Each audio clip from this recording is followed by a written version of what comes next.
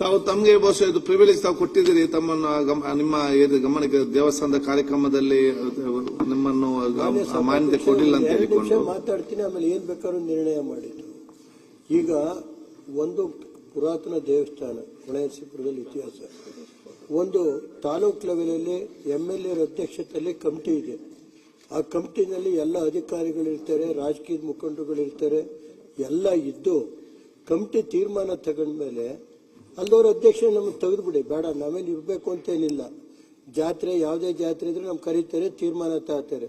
ತೀರ್ಮಾನ ತಗೊಂಡು ಜಿಲ್ಲಾಧಿಕಾರಿ ತಾಲೂಕು ಆಡಳಿತ ತಗೊಂಡಂತ ತೀರ್ಮಾನನ ಮೌಖಿಕ ಆದೇಶ ಅಂತ ಹೇಳ್ಬಿಟ್ಟು ಅದಕ್ಕೆ ಕೊನೆ ದಿವಸ ತೇರಿ ಬಟ್ಟೆಯಲ್ಲಿ ಹಾಕಿದ್ನೆಲ್ಲ ತಗ್ಸಿ ಇವತ್ತು ಬರೀ ತೇರು ಬೋರ್ಡದಲ್ಲಿ ತೇರು ಎಳೆದಂಗಾಯ್ತು. ಕಳೆದ 500-600 ವರ್ಷದ ತೇರದು ಇತಿಹಾಸ ಇದೆ. ಅದಕ್ಕೆ 30-40 ವರ್ಷದಿಂದ ನಾನೇ ಪ್ರಸಾದ ಎಲ್ಲ ಅದ್ರ ಬಗ್ಗೆ ನಾನು ಯಾವುದೂ ಇಲ್ಲ. ಕಳೆದ 2 ವರ್ಷದಿಂದ ಹಿಂದಿಂದ ಏನು ನಡೀತಾ ಇತ್ತು ಆ ಥರ ಮಾಡಿ ಅಂತ ಹೇಳಿದ್ವಿ. ಒಬ್ಬ ಜಿಲ್ಲಾಧಿಕಾರಿಗಳು ಈ ಮಟ್ಟಕ್ಕೆ ಮಾಡೋದಾದ್ರೆ ನಾವೇನ್ ಮಾಡಬೇಕು? ಈ ಶಾಸಕರ ಹಕ್ಕಿಗೆ ಧಕ್ಕೆ ಬರ್ತಾ ಇದೆ. ಇದನ್ನ ನಾನು ಪ್ರಿವಿಲೇಜ್, ನನ್ನ ಒಬ್ಬ ಶಾಸಕ ಸ್ಥಾನಕ್ಕೆ ಪ್ರಿವಿಲೇಜ್ ಇರೋದ್ರಿಂದ ಪ್ರಿವಿಲೇಜ್ ಕಮಿಟಿಗೆ ಹಾಕಬೇಕು.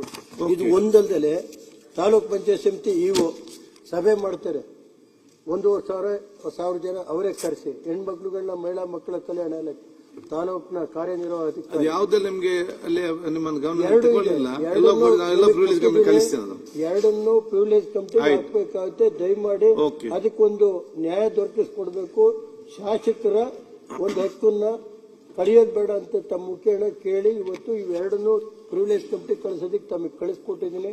ಈಗಾಗಲೇ ನಿಮಗೆ ಒಂದು ವಾರದ ಮುಂಚೆನೆ ನಾನು ನೋಟಿಸು ಕೊಟ್ಟಿದ್ದೀನಿ. ಇದು ದಯಮಾಡಿ ನನ್ನ ಮರ್ಯಾದೆ ಅಲ್ಲ, ಈ ಶಾಸಕ ಹೇಳಿದಿರಿ, ಅಧ್ಯಕ್ಷತೆಯಲ್ಲಿ ತೀರ್ಮಾನ ಒಬ್ಬ ಜಿಲ್ಲಾಧಿಕಾರಿ ತಾಲೂಕು ಮಟ್ಟದ ಅಧಿಕಾರಿಗಳು ಯಾವ ಆಧಾರದ ಮೇಲೆ ಆ ನಿರ್ಣಯ ಓಲಿ ಕರೆದಾರ ನಮ್ಮನ್ನ ಕೇಳಿ ನಿರ್ಣಯ ಮಾಡಲಿ.